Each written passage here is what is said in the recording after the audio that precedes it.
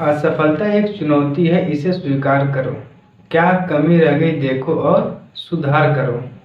कुछ किए बिना ही जय जयकार नहीं होती और कोशिश करने वालों की कभी हार नहीं होती। दोस्तों, मैं अंकुर गोस्वामी या टेम्पल ऑफ इंग्लिश में आपका हार्दिक स्वागत करता हूं। आज का जो सेशन है इसमें आज हम लोग सीखेंगे प्रकाश के बारे में। प्रकाश क्या है, कैसे इसकी उत्पत्ति हुई, कैसे इसके प्रॉपर्टीज हैं, वो सब हम डिस्कस करेंगे इस पूरी वीडियो में। तो पूरे वीडियो को बिल्कुल लास्ट तक देखना और उसके बाद चैनल को सब्सक्राइब करना अगर आपको कंटेंट अच्छा लगा हो तो, ठीक।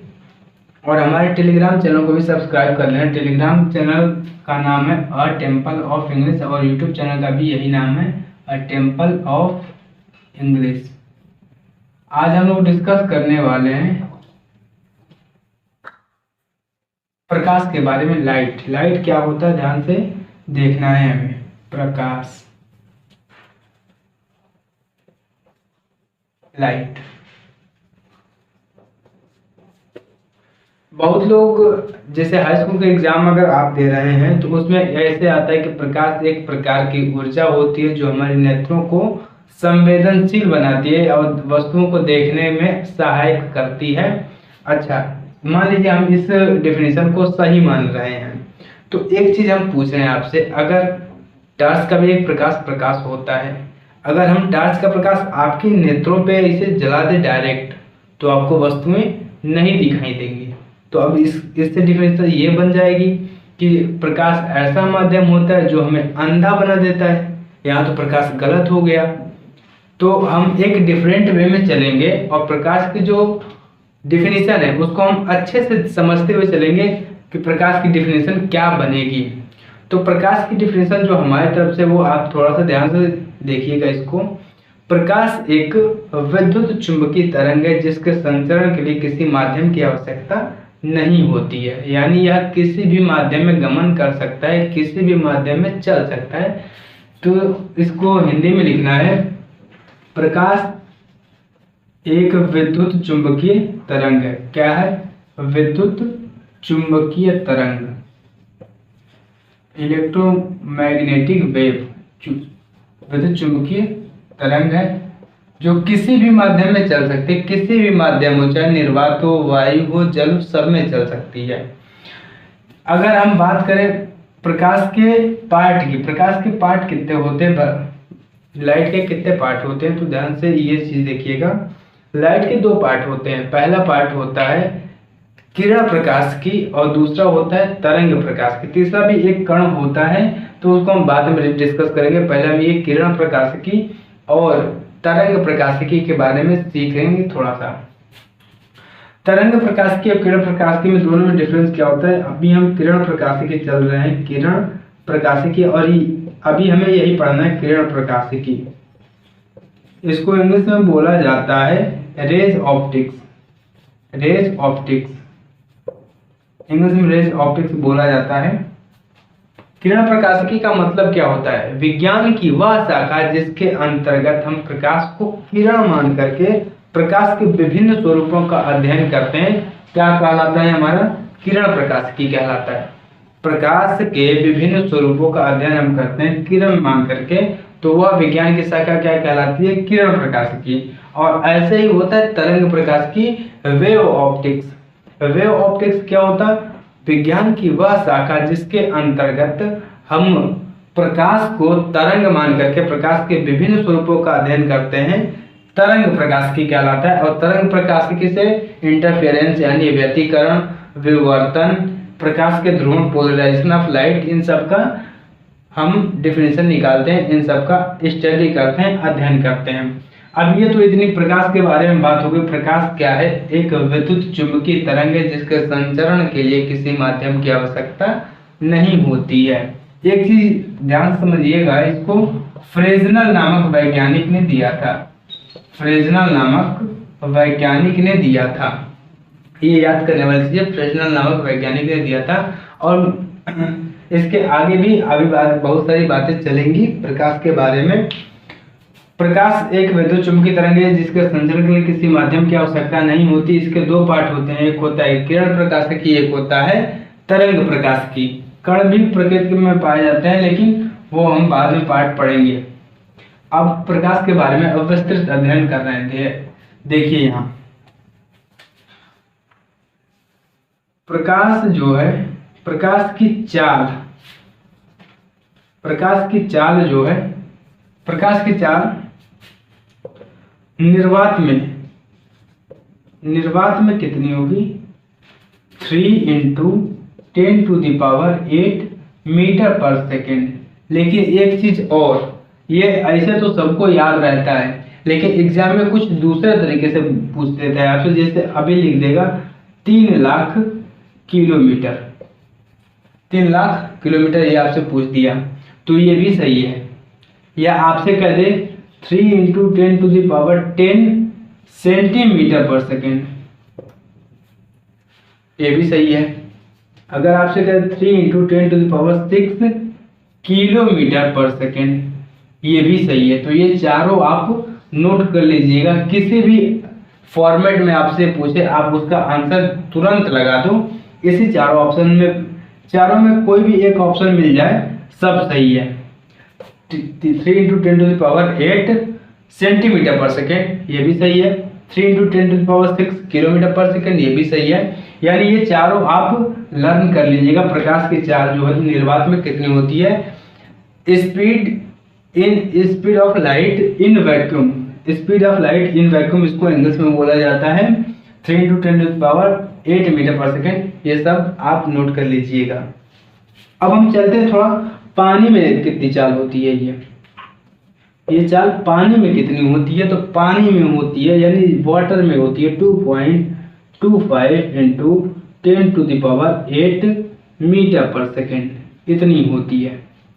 2.25 × 10⁸ मीटर पर सेकेंड इतनी होती है चाल। एक चीज और, जैसे अगर हम आपसे पूछ लें कि अधिकतम कितनी गहराई तक प्रकाश जा सकता है पानी के अंदर, अधिकतम कितनी गहराई तक जा सकता है? तो अधिकतम 400 मीटर गहराई तक प्रकाश पानी के अंदर जा सकता है। ये चीज नोट कर लीजिएगा।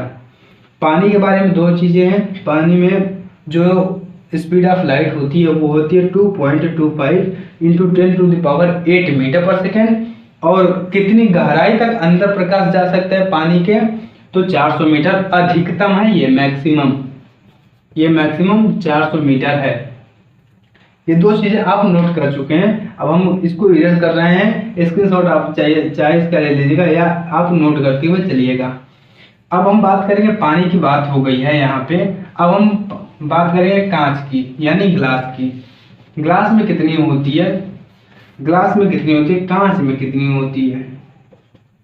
कांच में होती है प्रकाश की चाल, स्पीड ऑफ लाइट यानी प्रकाश की चाल कांच में होती है 2.0 ×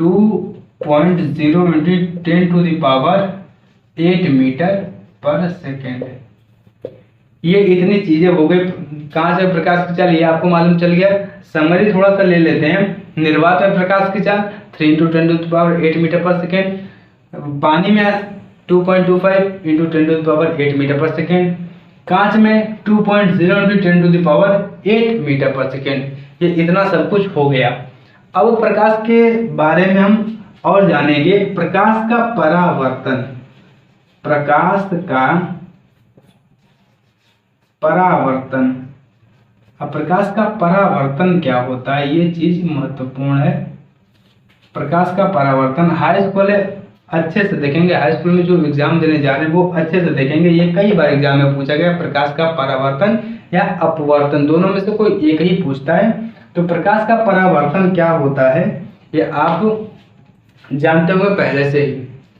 जब प्रकाश की किरण किसी चिकने तल पर आपतित होती है यानी गिरती है, जब प्रकाश की किरण किसी चिकने या पॉलिशदार सतह पर गिरती है तो उस तल से टकराकर वापस उसी मध्य में लौट जाती है।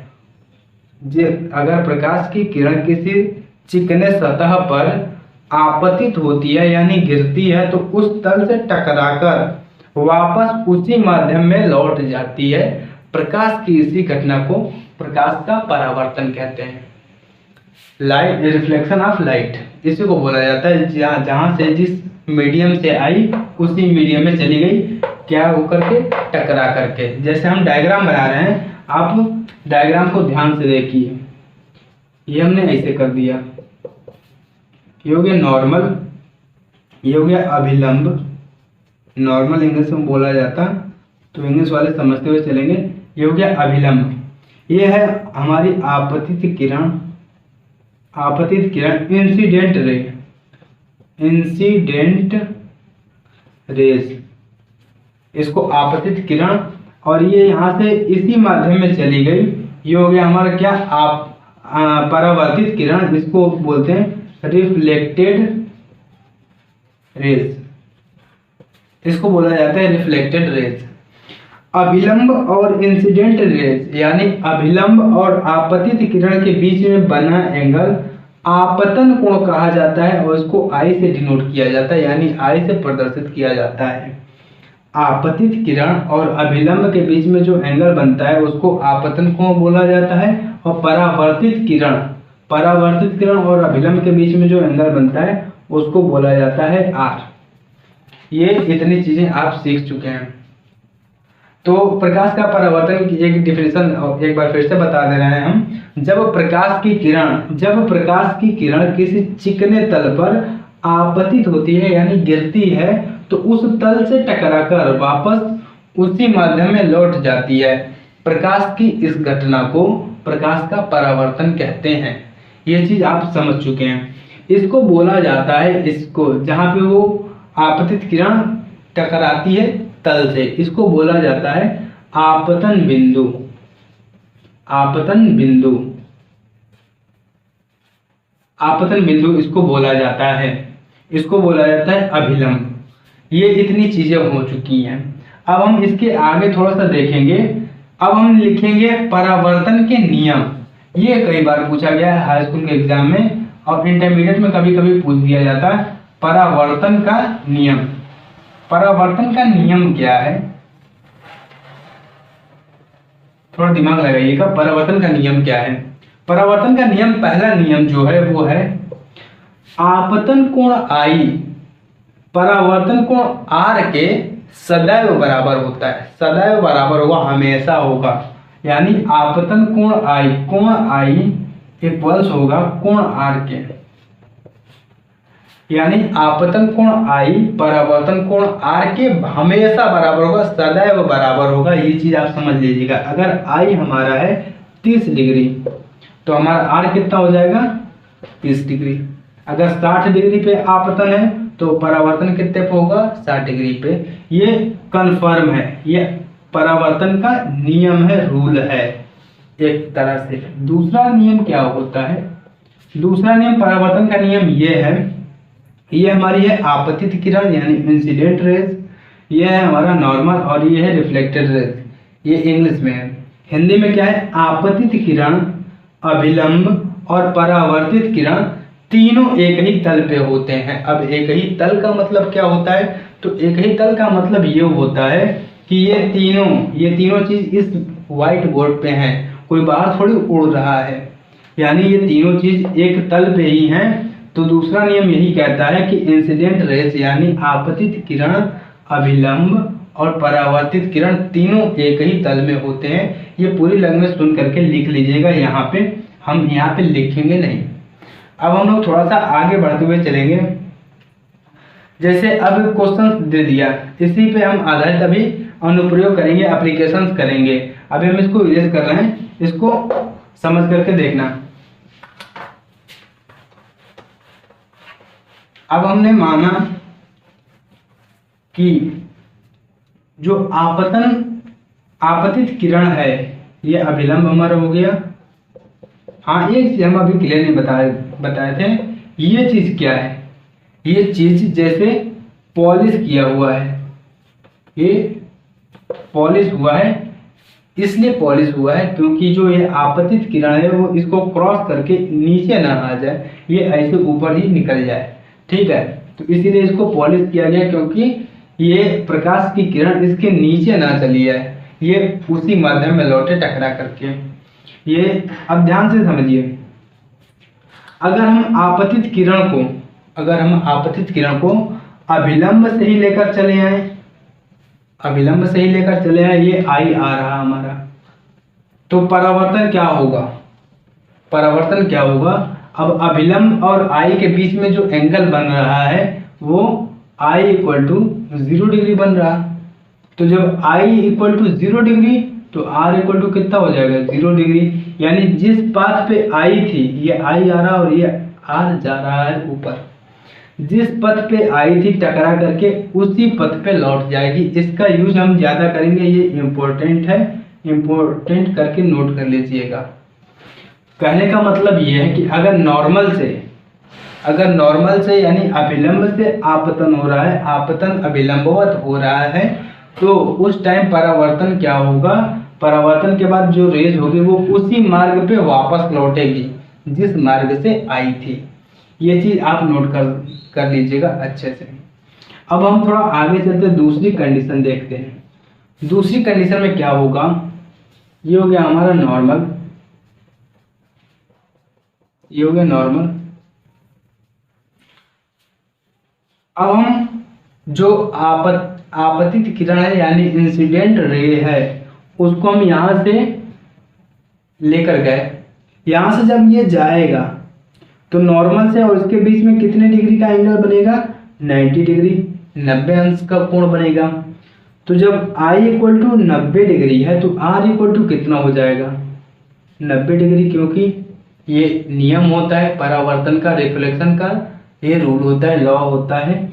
अब ये यहाँ से ऐसे जा रही है तो ये सीधे के सीधे निकल जाती है। तो यहाँ से कंक्लूजन ये आता है कि अगर आपतन कोण 90 डिग्री हो तो परावर्तन कोण भी 90 डिग्री। यानी अगर पृथक्कारी तल से अगर हम किसी भी आपतित किरण को भेजें तो परावर्तन नहीं होगा, वो सीधे के सीधे किरण निकल जाएगी। वो जिस पाथ पे आ रही है उसी में बिल्कुल सीधे के सीधे ही निकल जाएगी, कोई परावर्तन नहीं होगा। ठीक, इतना सब कुछ क्लियर हो चुका है। ये एक बार आईआईटी के एग्जाम में पूछा गया था, कि ये एंगल कितना बनेगा। ठीक, तो ये आप नोट कर लीजिएगा। अब आगे हम देखेंगे गोली दर्पण के बारे में। तो गोली दर्पण क्या होता है, स्फेरिकल मिरर क्या होता है। गोलीय दर्पण थोड़ा सा समझना, ये गोलीय दर्पण होता क्या है।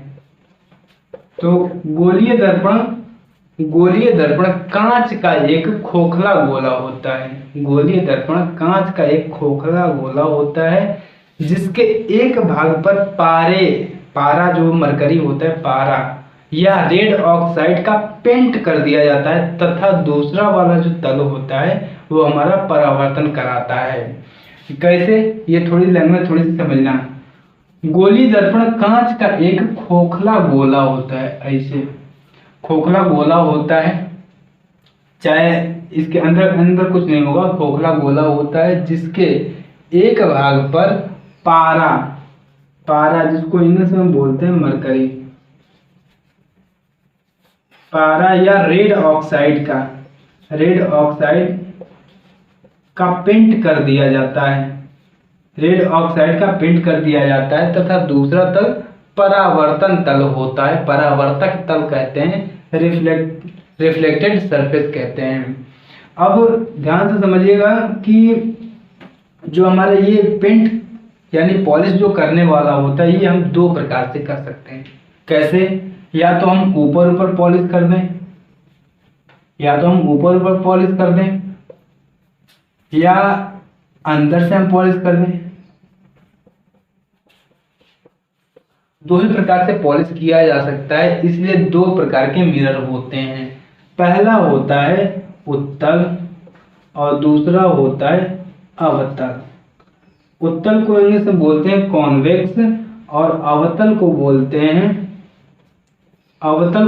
हैं कॉनकेव, इसको बोला जाता है कॉन्वेक्स। अब चीजें क्लियर हो रही होंगी। इसको हम बीच से कट कर देते हैं, बीच से हमने इसको कट कर दिया। ये वाला पार्ट जो है, ये वाला पार्ट कैसे पहचाने कौन अवतल है कौन उत्तल है। तो उत्तल कैसे याद रखेंगे? ऊ का मतलब क्या होता है? ऊ का मतलब उठा हुआ, उठा हुआ तल, उठा हुआ तल। उठा हुआ तल कौन है? ये वाला तो है नहीं, क्योंकि इसका जो ये परावर्तन तल है वो ऐसे दबा हुआ है, ऐसे दबा हुआ है, ऐसे दबा हुआ है, तो ये तो अवतल होगा। इसका ये वाला तल जो परावर्तन तल है वो ये वाला है, इधर वाला, ये वाला, तो ये इसका तल कैसा है? उठा हुआ है, ये उठा हुआ है ऐसे, ठीक है। तो ये होगा हमारा क्या? उत्तल। उत्तल कौन होगा? जिसका तल उठा हुआ होगा। अवतल का मतलब अवमिश होगा दबा हुआ, और तल का हो गया तल, दबा हुआ तल। दबा हुआ तल कौन है? ये वाला है। तो दबा हुआ तल इसका मतलब ये वाला हो गया हमारा अवतल, अवतल, और ये हो गया हमारा उत्तल। अवतल को बोला जाता है कॉनकेव, उत्तल को बोला जाता है कॉन्वेक्स। ये चीज यहाँ पे क्लियर हो चुकी है। अब ये कुछ लोग ये कहेंगे, खुराफात लोग, कि समतल दर्पण भी होता है। हाँ होता है, लेकिन उसकी ये रेडियस नहीं होती, वो गोलीय दर्पण का भाग नहीं होता, वो गोलीय दर्पण का पार्ट नहीं होता, स्फेरिकल मिरर का कोई भी पार्ट नहीं होता। क्यों? क्योंकि उसकी रेडियस नहीं होती है। ये चीज ध्यान से समझ लीजिएगा। अब जो आगे चीजें देखेंगे हम, वो होंगी कुछ परिभाषाएं होंगी। जैसे मान लो, ये तो आपको क्लियर मालूम चल गया, उत्तल दर्पण कौन है, अवतल दर्पण कौन है। हाँ, थोड़ा सा इसकी डिफिनेशन भी लिख लीजिएगा यहाँ पे। अवतल दर्पण, अवतल दर्पण, इसकी डिफिनेशन क्या होगी? अवतल दर्पण यानी कॉनकेव मिरर की डिफिनेशन क्या होगी? ऐसा दर्पण जिसमें परावर्तन दबे हुए तल से हो। ऐसा दर्पण जिसमें परावर्तन दबे हुए तल से हो, अवतल दर्पण कहलाता है। उत्तल दर्पण का क्या मतलब है? ऐसा दर्पण जिसमें परावर्तन उठे हुए तल से हो, उसको क्या कहेंगे? उत्तल दर्पण। ये दोनों चीजें क्लियर हो चुकी हैं आपकी।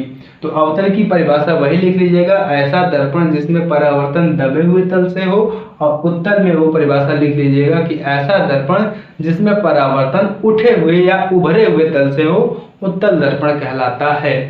अब इससे रिलेटेड परिभाषाएं हम पढ़ेंगे। अवतल दर्पण से संबंधित या दर्पण से संबंधित कुछ परिभाषाएं अवतल दर्पण को मान करके चलेंगे हम।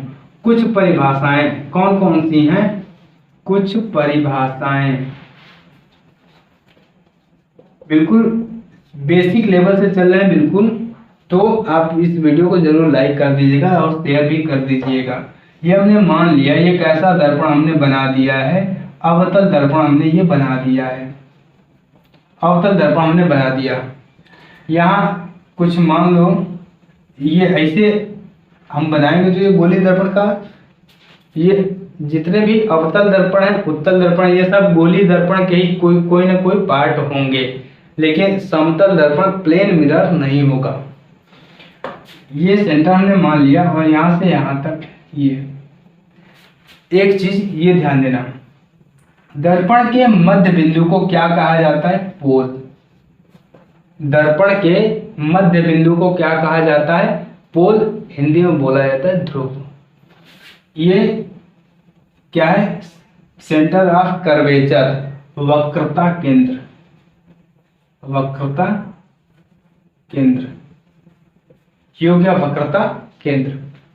केंद्र से परिधि की दूरी, सेंटर से सर्कमफेरेंस की डिस्टेंस क्या कहा जाएगा? रेडियस। तो यहाँ पे उसका मतलब कुछ दूसरा हो जाता है, उसको इंग्लिश में बोला जाता है radius of curvature, radius of curvature बोला जाता है। यानी वक्रता केंद्र और ध्रुव के बीच की जो ये डिस्टेंस है, ये वाली, इसको क्या बोला जाता है? वक्रता केंद्र, वक्रता त्रिज्या बोला जाता है। रेडियस ऑफ कर्वेचर, वक्रता केंद्र और ध्रुव के बीच की जो डिस्टेंस होती है, उसको बोला जाता है वक्रता त्रिज्या।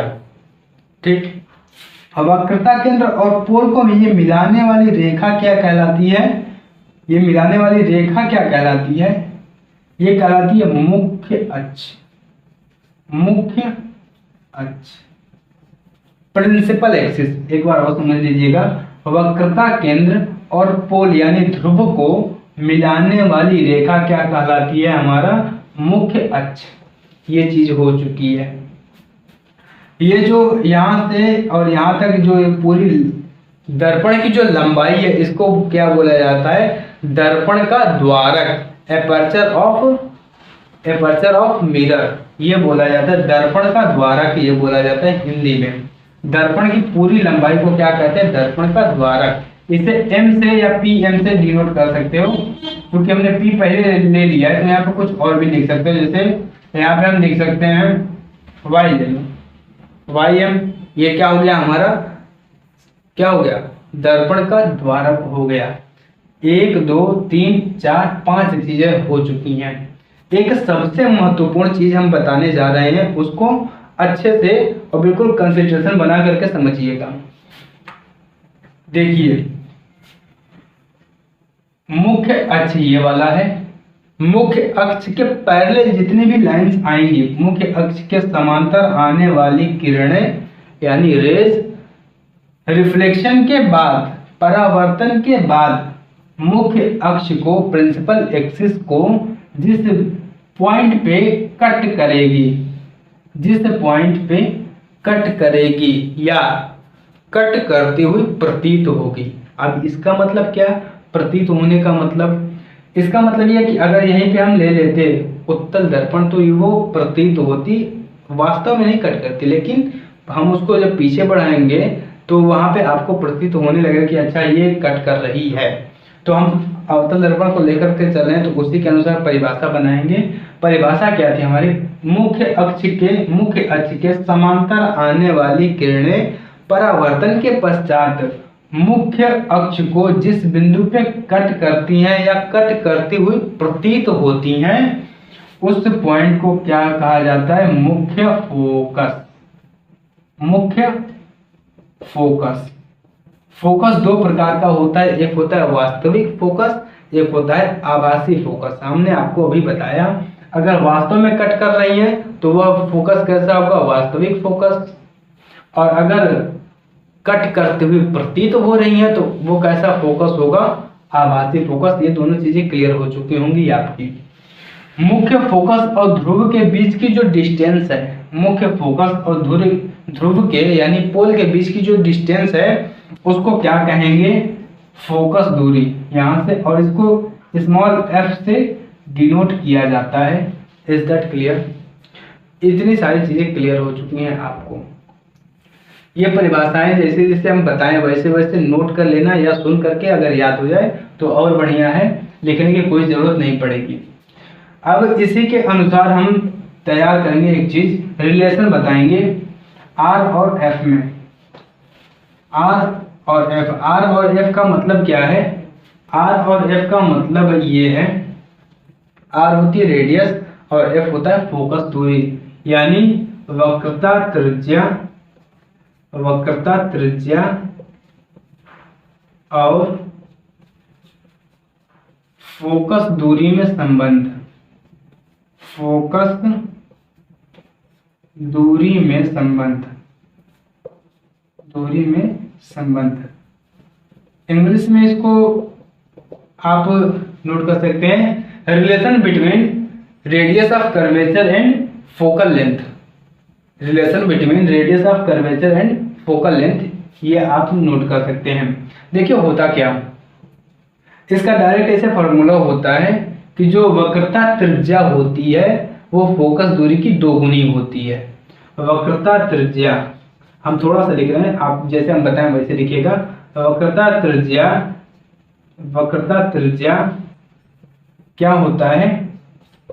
वक्रता त्रिज्या फोकस दूरी की दोगुनी होती है, यानी फोकस दूरी की दोगुनी होती है, फोकस दूरी की दोगुनी होती है। या तो ऐसे लिख सकते हैं, वक्रता त्रिज्या को हम r से रिप्रेजेंट कर रहे हैं तो ये r हो गया, और फोकस दूरी को हम स्मॉल f से डिनोट कर रहे थे तो ये 2f हो गया। ये एक फार्मूला बन सकता है यहाँ से, या एक और फार्मूला बन सकता है, या यहाँ से f इक्वल टू हम देख लेंगे, f इक्वल टू तो ये 2 बटे में आ जाएगा r/2। तो यहाँ से एक और फार्मूला बन सकता है, कौन सा? कि फोकस दूरी वक्रता त्रिज्या की आधी होती है, या हम दोनों तरीकों से बोल सकते हैं, वक्रता त्रिज्या फोकस दूरी की दोगुनी होती है, या फोकस दूरी वक्रता त्रिज्या की आधी होती है। दोनों चीजें हम बोल सकते हैं, कोई दिक्कत नहीं, दोनों सही है। तो ये दोनों चीज समझ लीजिएगा। अभी इसका यूज हम आगे करेंगे, ये ज्यादा इंपॉर्टेंट है। R इक्वल टू क्या होगा 2F, ठीक है। तो ये चीज समझिएगा, इसकी प्रूविंग करने की कोई जरूरत है नहीं, और प्रूविंग हम करेंगे भी नहीं। अगर आपको जरूरत है तो आप प्लीज कमेंट जरूर करिएगा, हम इसकी प्रूविंग आपको प्रोवाइड करा देंगे। जैसे भी होगा टेलीग्राम पे होगा, टेलीग्राम पे कर देंगे, या शॉर्ट वीडियो बना करके कर देंगे, या कोई लॉन्ग वीडियो बना करके उसमें इसका डेरिवेशन कर देंगे। वैसे ये पूछा नहीं जाता है। अब हम आगे बढ़ रहे हैं। अब हम डेरिवेशन करने वाले हैं relation between u v and f में, यानी ध्यान से देखना है यू और वी एंड एफ को। अब हम यू वी एफ में संबंध के बारे में जानेंगे। पहले आप ये डायग्राम पूरा समझ लीजिए क्या है क्या नहीं। ये हम दिखाएं क्या, अवतल दर्पण, अवतल दर्पण। ये आपको ध्रुव मालूम है, फोकस वक्रता केंद्र सेंटर ऑफ कर्वेचर ये मालूम। ये जो है ये हम क्या रखे हैं वस्तु, ये हमारी है क्या वस्तु, वस्तु हमारी है। जैसे प्रतिबिंब कैसे बना, ये हमारा बना है क्या प्रतिबिंब, प्रतिबिंब इंग्लिश में इमेज बोला जाता है। इसको ऑब्जेक्ट, वस्तु को ऑब्जेक्ट बोला जाता है, प्रतिबिंब को इमेज बोला जाता है, इसको पोल बोला जाता है, फोकस बोला जाता है, सेंटर ऑफ कर्वेचर बोला जाता है। सब कुछ हम बता चुके हैं। अब चीजें समझेंगे आप। वस्तु की पोल से डिस्टेंस, ध्रुव से डिस्टेंस जो होती है वो होती है स्मॉल यू, स्मॉल यू। जो प्रतिबिंब से पोल की डिस्टेंस होती है वो होती है स्मॉल वी। ये चीज पता है आपको। ये सी से और पोल की डिस्टेंस आपको हम बता चुके हैं, रेडियस ऑफ कर्वेचर होता है आर, कैपिटल आर। ये एफ से और पी की डिस्टेंस आपको मालूम है कितना है, एफ, स्मॉल एफ फोकस दूरी। ये चीजें क्लियर है आपको। हाँ, एक चीज थोड़ा सा हम इसमें बता दें आपको, चिन्ह परिपाटी का नियम, साइन कन्वेंशन। साइन कन्वेंशन का यूज काफी ज्यादा होगा। इंग्लिश में इसको साइन कन्वेंशन बोलते हैं, साइन कन्वेंशन, और हिंदी में इसको बोला जाता है चिन्ह परिपाटी का नियम। चिन्ह परिपाटी का नियम बहुत लोग बहुत तरीकों से बताते हैं, लेकिन आपको एक छोटा सा तरीका हम बता रहे हैं, सिर्फ उसको फॉलो करना, ठीक। आप बिल्कुल छोटे से पढ़ते हुए आ रहे हैं। ये आप क्या मानते हैं, ये मान लिया हमने y है, ये y डैश, x है और x डैश। इसको आप मानते हैं क्या ओरिजिन, इसको आप क्या मानते हैं ओरिजिन। ओरिजिन इसमें आप मानिए पोल को, ठीक है, पोल को मानिए। पोल को मानने के बाद क्या होगा, जब आप पोल को यहाँ पे रखेंगे, ध्रुव को यहाँ पे रखेंगे, इसलिए मिरर उठाया यहाँ पे रख दिया, ध्रुव हमारा यहाँ पे है, तो ध्रुव के इधर वाले जितने होंगे इस साइड में क्या होता है, x निगेटिव में होता। अगर इसी के दाहिने तरफ है, यानी पोल के दाहिने तरफ कोई भी चीजें हैं तो क्या होगा, प्लस का होगा। क्लियर है। अगर नीचे की तरफ है, कोई भी चीज नीचे की तरफ है, नीचे की तरफ है, तो ये कैसा होगा, नेगेटिव होगा, y एक्सिस के अलोंग नेगेटिव। अगर ऊपर है तो कैसा होगा, पॉजिटिव होगा। ये चीजें इतनी ध्यान रखिएगा। ये है साइन कन्वेंशन, चिन्ह परिपाटी का नियम। तो चिन्ह परिपाटी का नियम आपको यही याद रखना है। ओरिजिन को मानो क्या, पोल यानी ध्रुव मानो, उसको दर्पण को ला करके यहाँ जहाँ पोल है वहां पे, सॉरी जहाँ ओरिजिन है वहां पे आप पोल को रखो। उसके लेफ्ट हैंड में माइनस, राइट हैंड में प्लस, राइट हैंड में प्लस, ऊपर की ओर प्लस, नीचे की ओर माइनस। ये हो गया साइन कन्वेंशन। इसी का यूज हम इसमें करेंगे, लेकिन अभी नहीं, थोड़ा आगे कर रहे हैं। तो साइन कन्वेंशन आपको समझ में आ चुका है, जब यूज करेंगे तो और समझ में आपको आ जाएगा। देखिए कैसे होता है, ये चीजें आपको समझ में आ रही हैं। यहाँ पे हम मुख्य अक्ष के समांतर एक किरण को भेजें, मुख्य अक्ष के समांतर एक किरण को भेजा जो परावर्तन के पश्चात मुख्य अक्ष को जिस पॉइंट पे कट करेगी वहां पे हमारा क्या बनेगा, मुख्य फोकस। ये चीज आपको क्लियर है। एक चीज अभी हम परावर्तन में आपको समझाए थे, क्या समझाए थे वो आपको तो याद नहीं होगा, लेकिन हम बता रहे हैं वो याद आ जाएगा। ये जो सेंटर होता है और सेंटर से ये सर्कमफेरेंस की डिस्टेंस जो होती है वो क्या होती है, रेडियस, ये आपको मालूम है। और एक चीज और आपको मालूम होगा कि जो रेडियस होती है वो सर्कल पे हमेशा ही अभिलंब होती है, नॉर्मल होती है। और एक चीज ऐसे आपको दिखाते हैं हम, जब नॉर्मल होता है यानी यहाँ से जब आई प्रवेश करता है, आई इक्वल टू 90 डिग्री, तो सॉरी ऐसे नहीं, ये अभिलंबवत आपतन होता है। तो आई इक्वल टू कितना होता है, 0 डिग्री, और आर इक्वल टू कितना होता है, 0 डिग्री। इसका मतलब ये बताते हैं कि अगर अभिलंबवत कोई भी किरण आ रही है तो परावर्तन के पश्चात उसी मार्ग पे वापस लौट जाएगी। ये चीज आपको हम बताए थे अभी थोड़ा सा पहले, वीडियो को पहले जाकर के देखना, आपको मालूम चल जाएगा। तो ये जो सी और ये यहाँ तक की डिस्टेंस होती है आर, और रेडियस जो होती है वो सर्कल पे हमेशा ही अभिलंबवत होती है। तो अभिलंबवत होती है, तो अभिलंबवत जब किसी किरण को भेजेंगे तो परावर्तन के पश्चात वो उसी मार्ग पे वापस लौट आएगी। और परावर्तन के बाद जब कहीं किरणें कट करती हैं या कट करते हुए प्रतीत होती हैं, वहीं हमारा क्या बनता है, इमेज। यहाँ पे परावर्तन के बाद ये किरण ऐसे आ रही है और ये किरण ऐसे जा रही है, दोनों एक दूसरे को इस पॉइंट पे कट कर दे रही हैं। कट वास्तव में कर रहे हैं तो प्रतिबिंब हमारा कैसा बनेगा, वास्तविक। ठीक, अगर कट करते हुए प्रतीत होती तो कैसा बनता, वर्चुअल इमेज बनती, आभासी प्रतिबिंब बनता। इतना प्रतिबिंब बनने तक आप बात तो समझ चुके हैं। अब हम रिलेशन बताएंगे यू, वी और एफ में। तो कैसे करेंगे, देखिए ये 90 डिग्री एंगल, ये 90 डिग्री एंगल, ठीक। ये शीर्षाभिमुख से दोनों इक्वल, और किसी भी दो त्रिभुज के दो एंगल बराबर है तो तीसरा अपने आप बराबर हो जाता है। हम लगाएंगे कौन सा नियम, सर्वांग समता का नियम, सर्वांग समता का नियम, समता का नियम। किसमें लगाएंगे, तो त्रिभुज ए बी सी और त्रिभुज ए डैश बी डैश सी में, ए डैश बी डैश सी में।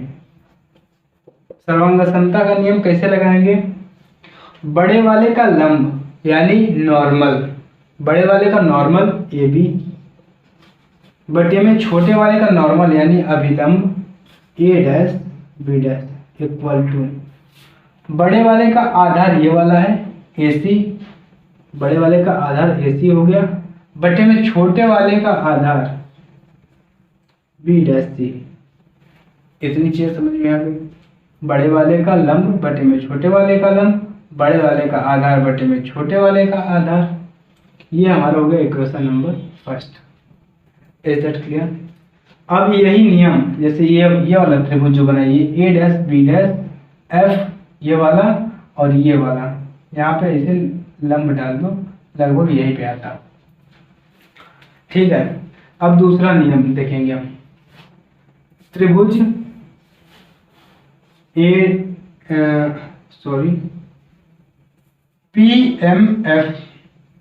PMF तथा ए डैश बी डैश एफ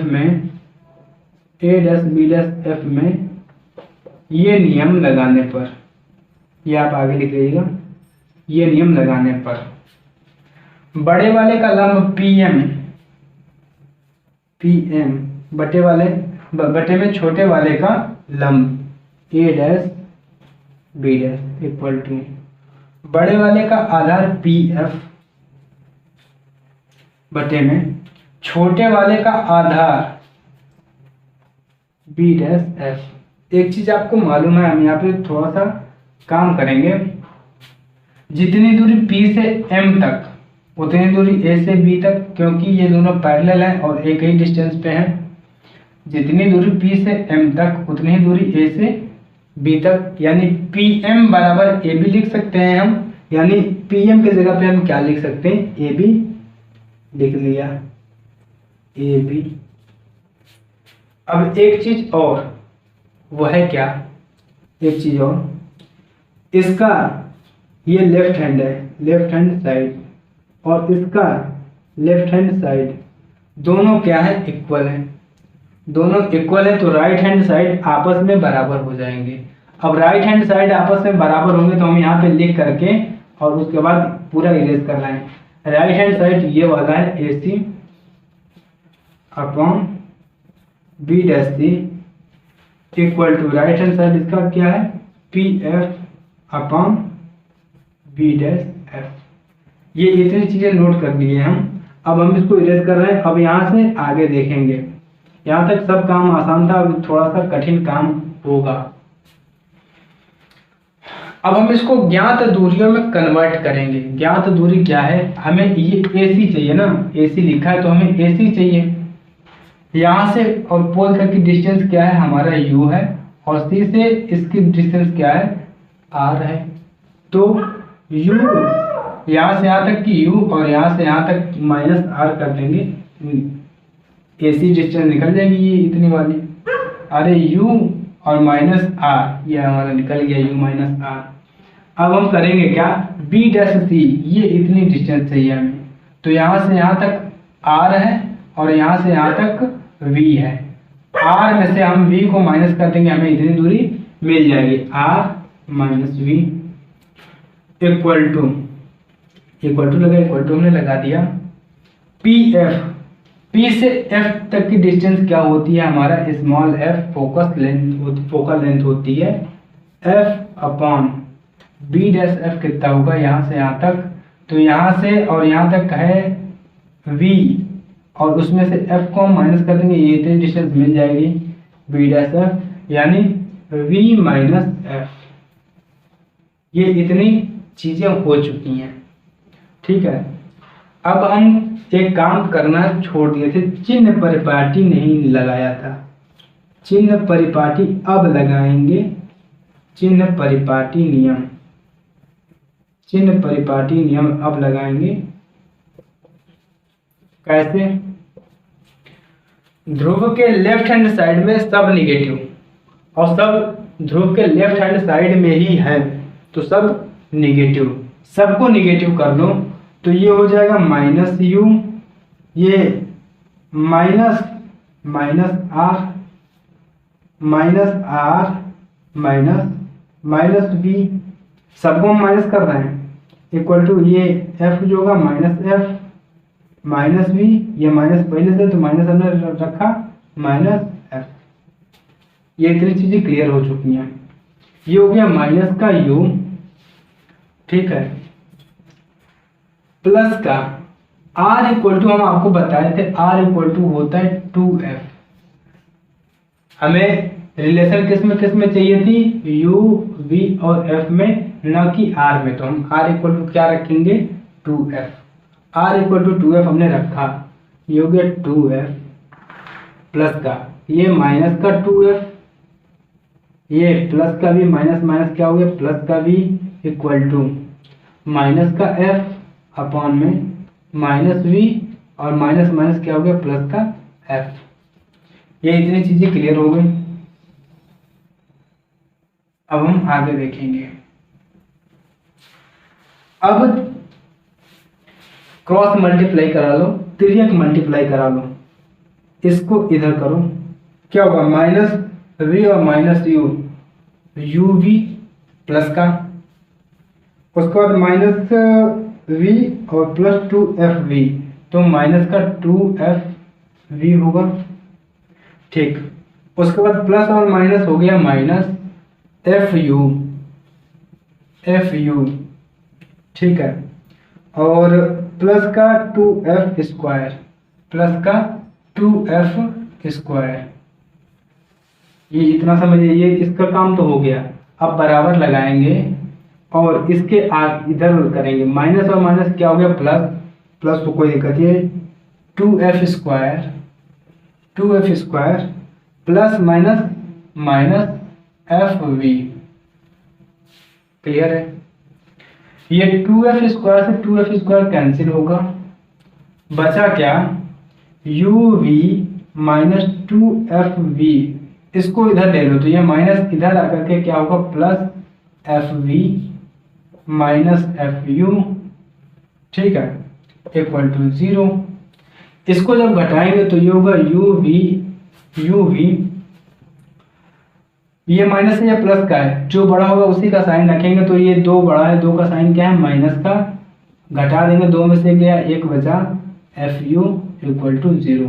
ये इतनी चीजें आ गई, यहाँ भी ये चीज सही है, यहाँ भी ये चीज सही है, यहाँ भी ये रिलेशन सही है, लेकिन थोड़ा इसको हम और शॉर्ट करते हैं और इसको इधर भेज देते हैं, uv इक्वल टू, दोनों को इधर भेज देंगे, fv प्लस का दोनों उधर जाएगा, प्लस का हो जाएगा, fv प्लस fu, ये दोनों प्लस के हो गए। अब एक और काम करना है, थोड़ा सा काम करना है, वो अच्छे से देख करके समझना। हम करेंगे क्या, दोनों पक्षों में यानी बोथ साइड, दोनों पक्षों में u v f से भाग करने पर, बोथ साइड हम क्या करेंगे डिवाइड करेंगे, भाग करने पर, भाग करने पर क्या होगा u v upon u v f equal to f v upon u v f plus f u upon u v f, u v से u v cancel, f v से f v cancel, f u से f u cancel, f और u cancel, तो आपको बचा क्या, बचा हमारे पास ये, यहाँ पे बचा ऊपर 1 अपान एफ इक्वल टू, यहाँ पे बचा 1 अपान यू और यहाँ पे क्या बचा v, 1 अपान v। यही रिलेशन आता है, इसी को बोलते हैं दर्पण का सूत्र, 1 अपान एफ इक्वल टू 1 अपान वी प्लस 1 अपान यू, ऐसा भी बोला जा सकता है। ये हाई स्कूल में काफी बार पूछा गया है, तो इसको अच्छे से समझ लेना। अब तक हम लोगों ने सीखा है दर्पण का सूत्र क्या होता है, 1 अपान एफ इक्वल टू 1 अपान वी प्लस 1 अपान यू होता है। अब हम लोग आगे देखेंगे क्या, संयुग्मी फोकस, कंजुगेट फोकस, संयुग्मी फोकस। संयुग्मी फोकस का मतलब क्या होता है, संयुग्मी फोकस का मतलब ये होता है, जैसे अगर हम किसी पॉइंट पे, जैसे मान लो इस पॉइंट पे हम कोई ऑब्जेक्ट रखें, कोई वस्तु रखें, इस पॉइंट पे हमने ये वस्तु रखा और कहीं यहाँ पे हमारा क्या बन गया, इमेज बन गया, ये ए बी हमने वस्तु रखी और यहाँ पे इमेज बन गया ए डैश बी डैश। ये चीज, ये बीच में हमने मिरर लगा दिया, चाहे कोई भी मिरर हो सकता है, अवतर कुछ भी हो सकता है। हमने अगर वस्तु और इमेज, वस्तु और प्रतिबिंब दोनों की अगर स्थिति को इंटरचेंज करें, बदल दें, इंटरचेंज यानी बदल दें, तो बदलने के पश्चात ये जो हमारा इमेज है वो हमारी ऑब्जेक्ट पे यानी वस्तु पे बनेगा और जो हमारी वस्तु है वो इमेज पे चली जाएगी। इन पॉइंट को, इन दो पॉइंट को क्या बोला जाता है, संयुग्मी फोकस। ये इन दोनों पॉइंट को क्या बोला जाता है, संयुग्मी फोकस। संयुग्मी फोकस होता क्या है, तो उन दो बिंदुओं को बोला जाता है जिसमें अगर उनकी स्थिति में परिवर्तन किया जाए तो वह जहां पहले प्रतिबिंब बनता था वहां वस्तु हो जाए और जहां पहले वस्तु थी वहां पे प्रतिबिंब हो जाए, ऐसे बिंदुओं को बोला जाता है संयुग्मी फोकस। एक चीज नोट में आप याद रखिएगा, नोट्स में क्या है, यह घटना जो होती है यह अवतल दर्पण में होती है, अवतल दर्पण में होती है। ये चीज ध्यान रखिएगा, अवतल दर्पण में होती है, उत्तल दर्पण में नहीं होती। ठीक। ये तो हमने माने ठीक है उत्तल दर्पण में नहीं होती, तो क्यों नहीं होती है ये आप कमेंट जरूर करिएगा। अगर नहीं आएगा तो आप हमसे पूछिएगा, हम टेलीग्राम पे इसका जवाब दे देंगे। अवतल दर्पण में होता है, उत्तल दर्पण में नहीं होता। और एक चीज और, अगर कोई भी चीज हम बता रहे हैं तो उसको आप गूगल पे सर्च न करिएगा, आप उसको किताब में ढूंढने का प्रयास करिएगा खुद से, क्योंकि अगर आप गूगल पे देखेंगे तुरंत आपको रिजल्ट मिल जाएगा, आपकी जो चाहत है वो वहीं पर खत्म हो जाएगी। अगर आप किताब से देखेंगे, बुक्स से देखेंगे, तो उस टाइम पे आपको कुछ नई नई चीज़ें भी देखने को मिल सकती हैं। अगर आप जितने डेप्थ में जाएंगे, जितनी गहराइयों में जाएंगे, उतनी अच्छी अच्छी चीज़ें आपको मिल सकती हैं। आप पता चले खोजने गए ये चीज़, आपको कोई नई चीज़ मिल गई, तो किताबों में खोजने से फायदा। अब आगे देखेंगे हम रेखीय आवर्धन। रेखीय आवर्धन, रेखीय आवर्धन क्या होता है, मैग्निफिकेंस क्या होता है इंग्लिश में। रेखीय आवर्धन एक ऐसा शुद्ध अनुपात होता है जो यह प्रदर्शित करता है कि प्रतिबिंब वस्तु का कितने गुना है। रेखीय आवर्धन एक ऐसा शुद्ध अनुपात होता है जो यह प्रदर्शित करता है कि प्रतिबिंब वस्तु का कितने गुना बना है। एक चीज और, जो यह आवर्धन होता है यह यूनिट लेस यानी मात्रकहीन होता है और डायमेंशन लेस यानी विमाहीन होता है। अगर हाँ, विमा से याद आया, अगर आपको विमा यानी डायमेंशन वाली वीडियो चाहिए तो उसकी एक वीडियो हम ऑलरेडी बना चुके हैं, आप उस वीडियो को जा करके देख लीजिएगा, विमा कैसे निकालते हैं। ये बहुत ही इम्पोर्टेंट टॉपिक है विमा। डायमेंशन, रेखीय आवर्धन क्या होता है, एक ऐसा शुद्ध अनुपात होता है जो यह प्रदर्शित करता है कि प्रतिबिंब वस्तु का कितने गुना बना है। यह मात्रहीन और विमाहीन राशि होती है। इसका जो फॉर्मूला होता है वो ऐसे आता है, हम इसका डेरिवेशन नहीं करेंगे, ऐसे ही लिख दे रहे हैं। इसको स्मॉल एम से रिप्रेजेंट यानी प्रदर्शित किया जाता है। m इक्वल टू होता है, जैसे मान लो ऐसे हमने बना दिया, ऐसे हमने बनाया था, ये कोई वस्तु है जिसकी लेंथ कितनी है y1, ये इसे गई, यहाँ फोकस से होकर चली गई, और ये यहाँ पे क्या सेंटर, ये है फोकस, ये m, यहाँ पे हमने p डिनोट किया था, ये बन गया क्या हमारा a डैश b डैश, ये यहाँ पे प्रतिबिंब बन गया। प्रतिबिंब की ऊंचाई मान लो y2 है, तो इसका फॉर्मूला बनता है m equal to y2 upon y1 equal to minus v upon u, ये वाला फॉर्मूला आता है।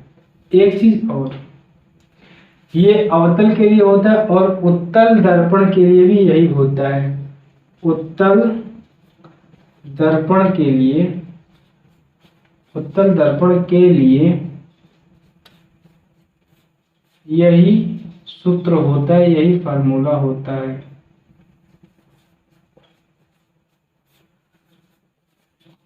ठीक, उत्तल दर्पण के लिए भी यही होता है फार्मूला। अगर आप इस पूरे वीडियो को देख लेते हैं तो आपको ये सारी चीज़ें क्लियर हो जाएंगी। आप इसको जरूर देखिएगा और रिवीजन करते रहिएगा। अगर रिवीजन नहीं करेंगे तो आप बहुत ही पीछे हो जाएंगे। डेली बाय डेली रिवीजन करें। हम ये नहीं कह रहे कि 2-2 घंटे फिजिक्स पढ़े, नहीं, सिर्फ 20 मिनट फिजिक्स पढ़िए, पूरे दिन में 20 मिनट फिजिक्स पढ़िए, आपको फिजिक्स बहुत ही आसान लगने लगेगी। और धीरे धीरे जो कंटिन्यू क्लासेस हो रही है आप उन क्लासेस को लीजिए, आपको सारी चीज़ें बिल्कुल अच्छे से समझ में आएंगी और सारी चीज़ें एक न एक क्लियर सब कुछ हो जाएगा। फरवरी के पहले ये सारा सिलेबस हम खत्म करा देंगे यूट्यूब पे, वो मेरी जिम्मेदारी है। आप लोग अच्छे से पढ़िए, कमेंट करिए, जो भी सब कुछ आएगा यूपीएमएसपी के द्वारा वो सारी चीज़ें हम डिस्कस कराएंगे। क्वेश्चन बैंक जो वो भी डिस्कस करा देंगे। तो इन सब के लिए आप बेफिक्र रहिएगा और हाँ, रिवीजन करते रहिएगा, नहीं तो सारी चीज़ें भूल जाएंगे। फिर आपको यही लगेगा ना जाने क्या क्या देखा, हम सारे मंजर भूल गए। जब निकला उनकी गलियों से अपना ही घर भूल गए। तो ये चीज़ें आपको समझनी पड़ेगी, ये रिवीजन से ही समझ में आएगा, नहीं तो उनकी गलियों से जब गुजरोगे सब ये गुजर जाएगा दिमाग से। तो ये ना गुजरे इसके लिए आप रिवीजन प्रॉपर तरीके से करते रहिएगा। सिर्फ 20 मिनट आपको पढ़ना है, पूरे दिन का सिर्फ 20 मिनट। 20 मिनट में आप पूरा रिवीजन कर लेंगे। ये इतना ज़्यादा भी नहीं है और इतना कम भी नहीं है कि आपसे 20 मिनट में रिवीजन नहीं हो पाएगा।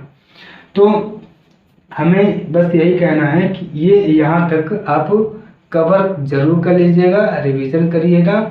और अगर वीडियो अच्छा लगे लाइक सब्सक्राइब शेयर करते रहिएगा हमेशा। और जो भी चीज़ अगर जो भी आपका डाउट है वो आप Telegram channel a temple of English पे हमसे पूछते रहिएगा। अब हम थोड़ी इसकी समरी ले लेते हैं, क्या क्या हमने आज पढ़ाया है उसकी समरी आज हम ले लेते हैं। तो इसको हम लिस्ट कर रहे हैं, समरी में क्या क्या है वो ध्यान से समझिए। पहले हमने बताया था परावर्तन, परावर्तन के 2 नियम बताए थे। उसमें पहला नियम ये था, हम समरी ले रहे हैं पूरा जो हमने आज अभी पढ़ाया है। समरी परावर्तन का पहला नियम क्या था, आपतन कोण I परावर्तन कोण R के बराबर होता है, यह पहला क्वेश्चन। दूसरा नियम क्या था, आपतित किरण अभिलंब और परावर्तित किरण तीनों एक ही तल पे होते हैं। ये चीज़ हमने पढ़ ली थी। उसके बाद हमने पढ़ा था गोलीय दर्पण। गोलीय दर्पण क्या होता है, गोलीय दर्पण कांच का एक खोखला गोला होता है जिसके एक भाग पर पारा या रेड ऑक्साइड का पेंट कर दिया जाता है। ठीक, इतना हमने पढ़ा था। ये 2 प्रकार से किया जा सकता है, या तो अंदर अंदर किया जा सकता है या तो बाहर बाहर किया जा सकता है। इसलिए गोलीय दर्पण जो होते हैं कितने प्रकार के होते हैं, 2 प्रकार के होते हैं। ये चीज़ हमने डिस्कस कर लिया था। ऐसा दर्पण जिसमें परावर्तन दबे हुए तल से होता है अवतल दर्पण कहलाता है। ऐसा दर्पण जिसमें परावर्तन उभरे हुए या उठे हुए तल से होता है उत्तल दर्पण कहलाता है। ये आपको पहले से मालूम है। उसके बाद हमने देखा था कुछ परिभाषाएं थी। पोल था, मुख्य फोकस था, मुख्य अक्ष था, प्रिंसिपल एक्सिस, ये सारी चीजें थी। ये आप फिर से जब रिवीजन करेंगे तो आपको पहले से मिलेगा ही। उसके बाद रिलेशन था। रिलेशन क्या था, R इक्वल टू 2F था। ये फार्मूला आप रख लीजिएगा। या और F इक्वल टू R/2 था। ये दोनों फॉर्मूले थे। दोनों फॉर्मूलों का यूज हम करेंगे। ठीक, हाँ एक चीज हम थोड़ा इसमें भूल गए थे। दर्पण में जो फोकस दूरी होती है F किसके लिए निगेटिव होता है, किसके लिए निगेटिव होता है, किसके लिए निगेटिव होता है, निगेटिव होता है किसके लिए, कॉनकेव के लिए। अवतल दर्पण के लिए ये निगेटिव होता है और किसके लिए पॉजिटिव होता है, किसके लिए पॉजिटिव होता है, कॉन्वेक्स के लिए पॉजिटिव होता है। ये चीज़ भूल गए थे थोड़ा, ये फिर से देख लेना। उसके बाद हम लोगों ने पढ़ा था, ये पढ़ने के बाद रिलेशन पढ़ा था 1/f इक्वल टू, ये मिरर फॉर्मूला है, 1/f equal to 1/v plus 1/u। इसकी प्रूविंग हमने पूरी देखी थी। उसके बाद हमने देखा है संयुग्मी फोकस, इंटरचेंज करने पे बिंदु बदलते नहीं हैं। उसके बाद हमने देखा है magnification m equal to y2/y1 equal to -v/u। ये चीज़ें हमने डिस्कस करी हैं। Is that clear? इतना सब कुछ आपको अच्छे से क्लियर हो गया होगा। अब जो हम आगे पढ़ेंगे, आगे हम लोग क्या पढ़ेंगे, कल वाला जो वीडियो आएगा वो अपवर्तन पे आएगा, यानी रिफ्लेक्शन ऑफ लाइट पे आएगा। वैसे तो हमने प्रयास ये किया है कि बाइलिंगुअल चले, इंग्लिश हिंदी दोनों चले। अगर आपको कोई भी प्रॉब्लम आई होगी लैंग्वेज में तो आप प्लीज़ कमेंट जरूर करिएगा। अगर इंग्लिश में आपको पूरा कंटेंट चाहिए तो ये बता के मेंशन कर दीजिएगा कमेंट में कि नहीं हमें इंग्लिश में चाहिए, प्रॉपर इंग्लिश में। और अगर आपको हिंदी में चाहिए तो हिंदी में तो पहले से है ही, कोई दिक्कत नहीं है। इंग्लिश में जितने लोगों को परेशानी आई होगी उतने लोग कमेंट जरूर करेंगे। ये हमारे चैनल को सब्सक्राइब जरूर करिएगा और लाइक भी जरूर करिएगा अगर आपको कंटेंट पसंद आया होगा और आप अच्छे से पढ़ना चाहते होंगे, फिजिक्स के जितने भी टॉपिक्स हैं उसको क्लियर करना चाहते होंगे, तो हम फरवरी तक पूरा सिलेबस आपका कवर करा देंगे। ओके, जय हिंद दोस्तों।